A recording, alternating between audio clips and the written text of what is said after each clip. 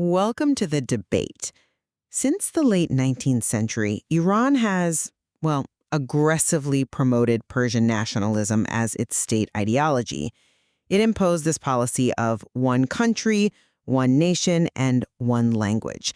Now, this has led to the systematic repression and the deep marginalization of non-Persian communities. We're talking about groups like Kurds and Azeri Turks, despite the country's, vast multicultural reality. The hierarchy it's undeniable, really. But the central question we need to tackle today is whether the dynamics of political, cultural, and economic subjugation between the dominant Persian center and the non-Persian periphery, whether this actually constitutes a case of internal colonization. I'm going to argue that the systematic structures of repression and the intellectual framework used to justify them, they explicitly meet the criteria for internal colonization. It views non-Persian communities as an internal, colonized other. That's a powerful charge, certainly. And the material definitely supports the premise of systemic oppression. I won't deny that. However, I do believe that applying the internal colonization framework, while it's rhetorically strong, might actually obscure the unique political and historiographical mechanisms at play in Iran. So while I absolutely acknowledge the profound hierarchy, I'd suggest we should maybe focus on explaining this phenomenon through statist ethnocentrism and methodological nationalism. Okay, let's start with the mechanism of control then. When we talk about internal colonization, we're really talking about the rule of one distinct ethnic or linguistic group over others, but within the continuous boundaries of a single state. And it's structured along these clear ethno-linguistic cleavages. This is precisely what the Iranian state has done. It systematically imposes Persian identity as the singular, the only legitimate Iranian identity. It treats all non-Persian identities as, fabricated threats to the sovereign, as manufactured ethnic identities designed solely to fracture the nation. And this isn't just policy, it's an ideological project. It's backed by what scholars have called a privileged epistemology. Think about the recent example of the Kurdish mathematician Kocher Birkar. When he celebrated his heritage after winning the Fields Medal, a huge achievement, he wasn't exactly congratulated for being an Iranian success story. No, he was almost immediately accused of treason, of disloyalty by members of the dominant community. State officials insisted he revert to his previous, assimilated Persian name, Feridun Derakhshani. When the state puts up bureaucratic obstacles to using non-Persian names and punishes self-identification like this, those are classic colonial techniques just applied internally. They control who gets to define the reality of what it means to be Iranian. I agree completely that the Birkar case it's a brutal illustration of an aggressive assimilationist agenda. It really is. But let me push back a little on whether the intent is purely colonial in the way we usually understand it, or if it's perhaps something else, maybe rooted more in nationalist self-preservation, however problematic.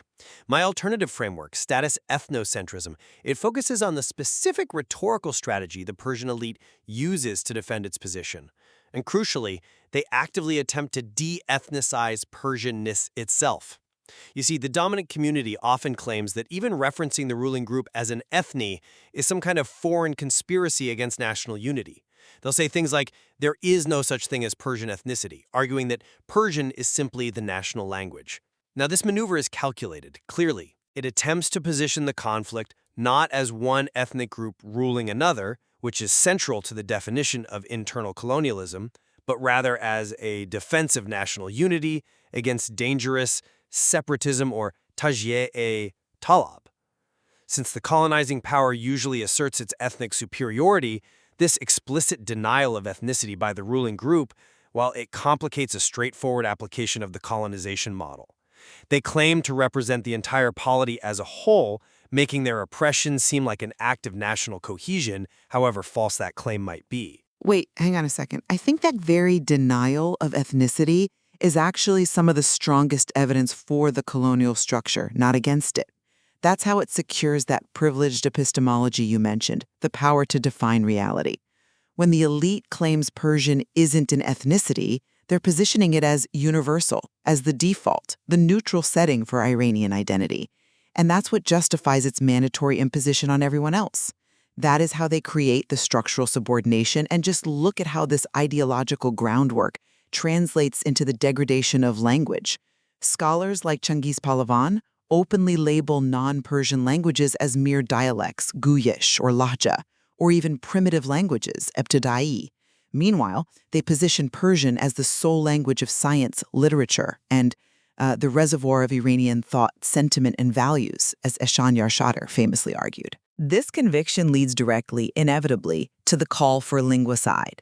I mean, think of Ahmad Kisravi, a key figure in modern Iranian nationalism. He openly advocated for the elimination of all non-Persian languages, Turkish, Arabic, Armenian, Assyrian, and even what he called semi-languages like Kurdish, all for the sake of minimal diversity and maximum national unity. This systematic suppression, backed by the intellectual class, it fits the profile of an internal colonial project perfectly. Okay, I understand the mechanism of suppression you're outlining. It's clear. But when I look at the intellectual source of these ideas, I see a deeper contradiction, maybe. You're describing classic cultural imperialism, yes. Yet the very Persian elites who promote these policies are also masters of deploying anti-colonial critique outwardly. They use terms like Orientalism in reverse and Occidentalism to frame themselves as the anti-imperialist force, fighting Western influence. They're intensely focused on correcting what they see as the historical erasure of Persianate scholars from Western Oriental studies. So this shows a profound, almost self-serving contradiction, doesn't it? They complain about being culturally marginalized on the global stage, yet simultaneously enact internal cultural marginalization and erasure against Kurds, Azeris, and others. Instead, they're exhibiting a profound kind of nativism, as Boroghetti terms it, that reproduces hierarchy while hiding behind the language of post-colonial theory. They effectively argue that colonization is always external, always Western, thereby granting themselves ideological immunity for their internal repression. This unique intellectual hypocrisy, it suggests we might need a term that captures this self-justifying status monopoly on identity, perhaps more accurately than colonization. That hypocrisy is fascinating, I grant you that. But the resulting power structure, the outcome, remains colonial in its effect. The intellectual maneuvers you describe are, I'd argue, simply part of the necessary ideological machinery to sustain it. To maintain this center-periphery hierarchy, they must not only control language, but also history itself. And this is done through what Partha Chatterjee calls the classicization of the nation. They actively seek to repress what's called popular memory, the lived histories of these groups, and impose a singular historical framework. A key tool here is the concept of the Persianate world. Now, this concept is essentially an Orientalist neologism, but they've adopted and repurposed. It allows them to claim a uniform, continuous, and sort of cosmopolitan Iranian culture stretching way back to antiquity, a culture supposedly unaffected by millennia of ruptures like, the Arab or Mongol invasions. This focus on a continuous primordial past, tracing identity back to the Medes and Darius the Great. It's not an accident. It's a deliberate act of historical erasure, and it's necessary to justify Persian ethno-linguistic supremacy in the present day. Right, but I'm still not convinced that the internal colonization framework is the most useful analytical lens for this historical project, precisely because the history they assert is so obviously fictitious, as you point out.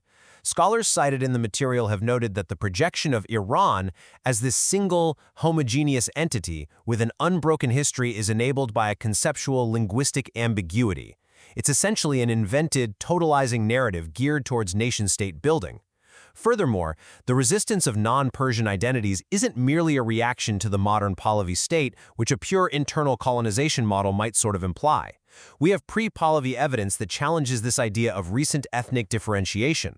For instance, the Kurdish leader Ismail Aga Simko, as early as 1922, explicitly declared, and this is documented, that he was a Kurd, not an Iranian. He stated he would never accept the rule of Persians. So the ideological friction clearly predates the aggressive modern state apparatus. The core issue is a totalizing fiction rooted in central control, yes, but calling it colonial risks simplifying the unique, long-term historical processes of state centralization on the Iranian plateau. Yet that state centralization enforced by violence reveals the true nature of the relationship, doesn't it? The outcome of this privileged epistemology and historical erasure is the violent construction of the internal colonized other. When non-Persians resist, whether it was the Kurdish and Azeri Turk autonomous republics back in the 1940s or later movements like the Kusani Arab movement, the state and its intellectuals consistently refuse to acknowledge the systemic oppression at play. They deliberately misinterpret this resistance, they brand it only as foreign meddling, or maybe accumulated anger at mere government incompetence. They actively obscure the core ethnic conflict. And the military force used to uphold this concept of the national versus the local, well, it speaks volumes about the power dynamic. Non-Persians are consistently depicted as lawless tribes, as threats, as necessary targets of state violence, simply to secure territorial integrity. As Abrahamian noted regarding the early 1920s, the state looked upon non-Persian groups almost in the same way as many American whites viewed the Native Americans in the 19th century. That kind of center-periphery violence is structurally colonial. I agree that the use of force certainly has colonial effects. Absolutely. But I would argue that the political discourse driving this violence is perhaps rooted less in purely ethno-linguistic control and maybe more in a unique statist impulse. Look at the post-1979 emphasis on the Shiite-Persian synthesis. The central discourse often prioritizes this sectarian political amalgamation as the core determinant of the nation's destiny. Now, this synthesis conveniently ignores centuries of forced conversions to Shi'ism, particularly by the Safavids. This shows the hierarchy isn't purely ethno-linguistic, it's also deeply sectarian and politically driven by a totalizing ideology. You could argue that the most powerful driver of this exclusion is an intense yearning for a strong, centralized state, a statism, as scholars like Abazari argue, which precedes and sometimes even overrides the purely ethnic conflict. So while internal colonization highlights the structural abuse, it potentially minimizes this interwoven complexity of sectarianism, political centralization, and ethnic conflict. Well, the evidence, I think, from the policing of language and names to the purposeful erasure of non-Persian history, it demonstrates pretty clearly that Persian nationalism has generated and sustained a structural inequality. It's created an ideological framework that both creates and justifies the subjugation of the internal colonized other. This systematic repression and historiographical erasure, in my view, constitute a definitive case of internal colonization, driven by a dominant group defining itself as non-ethnic, precisely to secure universal dominance. And I'd conclude that the issue is undeniably one of profound ethno-linguistic and political hierarchy. No question. It's fueled by a singular, totalizing statist narrative that demands absolute conformity. Now, while the label internal colonization powerfully captures the structural violence and that crucial center-periphery dynamic, I still think we must remain attuned to the way the Persian elites strategically deny their own ethnicity and actively manipulate anti-colonial discourse. This suggests a unique form of self-justifying ideological monologue, perhaps distinct from a classic colonial process. Right.